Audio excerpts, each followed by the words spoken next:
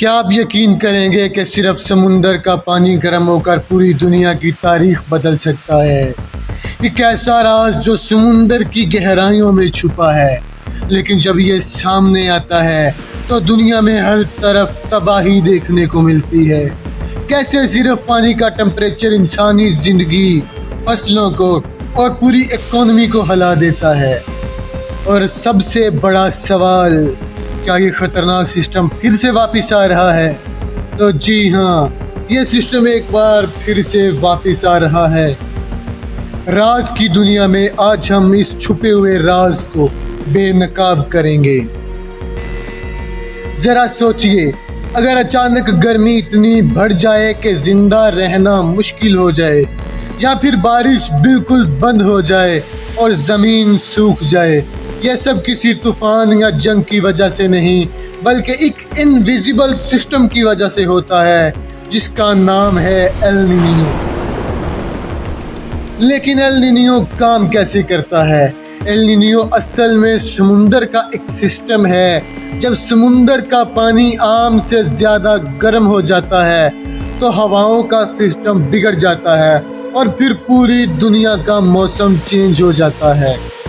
Normal حالات میں ہوا پانی کو ایک طرف دھکیلتی رہتی ہے، لیکن جب ایل نینیو آتا ہے تو یہ ہوا کمزور ہو جاتی ہے اور گرم پانی واپس پھیل جاتا ہے۔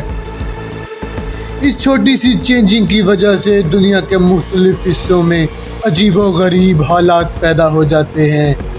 کہیں زیادہ بارش ہوتی ہے تو کہیں سوکھا پڑ جاتا ہے اور کہیں گرمی ریکارڈ توڑ دیتی ہے۔ ایل نینیو کو سب سے پہلی بار ساؤتھ امریکہ کے فشرمین نے محسوس کیا تھا۔ انہوں نے دیکھا کہ دسمبر کے مہینے میں پانی گرم ہو جاتا ہے اور مچھلیاں کم ہو جاتی ہیں، اس لیے انہوں نے اس کا نام رکھا ایل نینیو، جس کا مطلب ہے چھوٹا بچہ۔ اگر ہم ہسٹری کی بات کریں تو کچھ ایل نینیو ایونٹس بہت ہی خطرناک ثابت ہوئے ہیں، جیسا 1997 اور 1998 کا ایل نینیو۔ اس نے پوری دنیا میں تباہی مچا دی تھی۔ ساؤتھ امریکہ میں شدید فلڈ آئے، انڈونیشیا کے جنگل میں آگ لگ گئی اور انڈیا میں مونسون کمزور ہو گیا۔ اس ایونٹ کی وجہ سے دنیا کا بلینز ڈالرز کا نقصان ہوا۔ اب اگر ہم اپنے ریجن کی بات کریں تو ایل نینیو کا اثر پاکستان پر سیدھا ہوتا ہے۔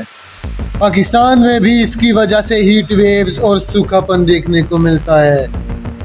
اب سوال یہ ہے کہ کیا ایل نینیو پھر سے آ رہا ہے؟ تو سائنس کے مطابق 2023 اور 2024 میں ایل نینیو واپس آ چکا تھا، جس کی وجہ سے دنیا کا ٹمپریچر ریکارڈ لیول تک پہنچ گیا تھا۔ لیکن اب 2025 اور 2026 میں ایل نینیو دھیرے دھیرے ختم ہو رہا ہے اور اس کی جگہ ایک نیا سسٹم آ سکتا ہے جسے لا نینیو کہتے ہیں۔ لیکن ایک بات یاد رکھنا ضروری ہے، آب و ہوا چینج ہونے کی وجہ سے ایل نینیو فیوچر میں اور زیادہ ڈینجرس ہو سکتا ہے۔ اب سوال یہ پیدا ہوتا ہے کہ آخر ایل نینیو آتا ہی کیوں ہے؟ سمندر کا پانی اچانک گرم کیوں ہو جاتا ہے اور ہوا اسے دھکیلنے کیوں بند کر دیتی ہے؟ اس کو سمجھنے کے لیے پہلے ایک سمپل سسٹم کو سمجھ لیتے ہیں۔ نارمل حالات میں کیا ہوتا ہے، پیسیفک اوشن کے اوپر ہوائیں، جنہیں ہم ٹریڈ ونڈز کہتے ہیں، لگاتار چلتی رہتی ہیں۔ یہ ہوائیں گرم پانی کو ایشیا کی طرف دھکیل دیتی ہیں۔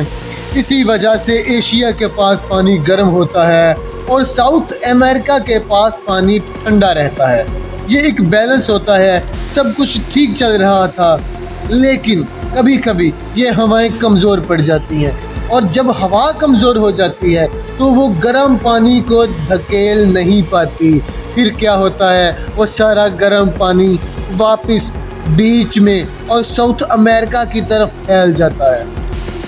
یہیں سے ایل نینیو سٹارٹ ہو جاتا ہے۔ اب سوال یہ ہے کہ ہوا کمزور کیوں ہوتی ہے؟